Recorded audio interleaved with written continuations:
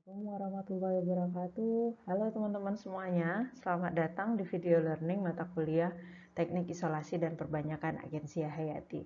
Ketemu lagi dengan saya Siti Nur Aisyah dan di video learning kali ini saya akan melanjutkan materi dari video learning part 1 yang sudah saya post sebelumnya, di mana masih tentang topik yang sama, yaitu pengendalian hama menggunakan insektisida nabati. Di part 2 ini saya akan bahas tentang mode of action atau mekanisme insektisida nabati. So, let's check this out. Oke, pertama-tama kita akan bahas dulu definisi dari mode of action. Mode of action itu secara sederhana sebenarnya bisa disebut sebagai mekanisme. Tapi mode of action di sini didefinisikan sebagai interaksi antar senyawa.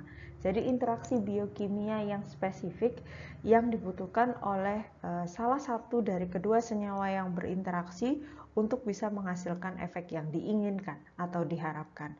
Dalam hal ini, senyawa dari insektisida nabati dan senyawa dari serangga target perlu mengalami interaksi biokimia ya, yang spesifik sehingga dari interaksi ini dapat memunculkan apa yang kita kenal dengan aktivitas insektisidal atau aktivitas pengendalian atau penekanan serangga hama. Nah, kalau misalnya tidak terjadi interaksi biokimia yang spesifik ini, kemampuan insektisidal dari insektisida nabati akan tidak muncul. Oleh karena itu, kenapa perlu adanya interaksi baik dari serangga target maupun dari senyawa insektisida nabati.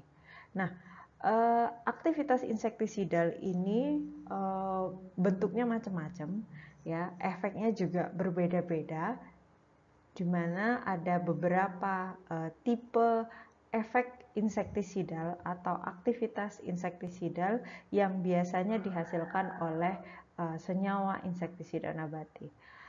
Aktivitas insektisidal tersebut antara lain ada yang bersifat racun saraf. Jadi ketika serangga hama terkena dengan senyawa insektisida nabati, maka sarafnya akan terganggu sehingga perilakunya akan berubah hingga akhirnya kemudian bisa menyebabkan kematian. Kemudian ada juga senyawa insektisida nabati yang dapat menghambat produksi energi dari serangga hama. Ada juga yang kemudian dikenal dengan istilah racun perut. Jadi jika serangga hama memakan bagian tanaman yang sudah dikenai atau diberi insektisida nabati, maka si hama itu akan mati setelah senyawa tersebut sampai di sistem pencernaan si serangga hama. Kemudian ada juga insektisida nabati yang dapat menghambat serangga hama untuk mengalami proses molting. Jadi dalam proses molting itu adalah proses di mana serangga mengalami metamorfosis. Jadi pergantian lapisan kulit atau molting ini diperlukan agar serangga dapat masuk ke siklus hidup yang berikutnya. Nah, ada juga efek dari senyawa insektisida nabati yang dapat menyebabkan kematian baik pada larva atau pada pupa atau pada imago, ya, yang kemudian istilahnya dikenal dengan larvisidal atau pupisidal. Kalau larvisidal artinya serangga hama mati larvanya ketika terkena insektisida nabati. Kalau pupisidal berarti insektisida nabati yang mengenai serangga hama itu dapat menyebabkan kematian pada pupa seandainya yang terserang adalah pupa.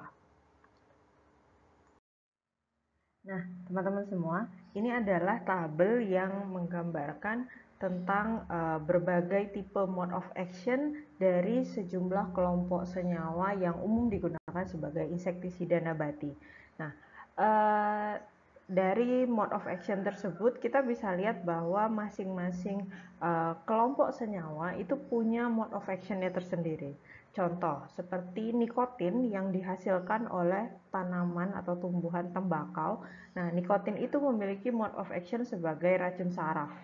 ya, karena sifatnya sama seperti rokok ya, jadi menyebabkan keracunan pada sistem saraf.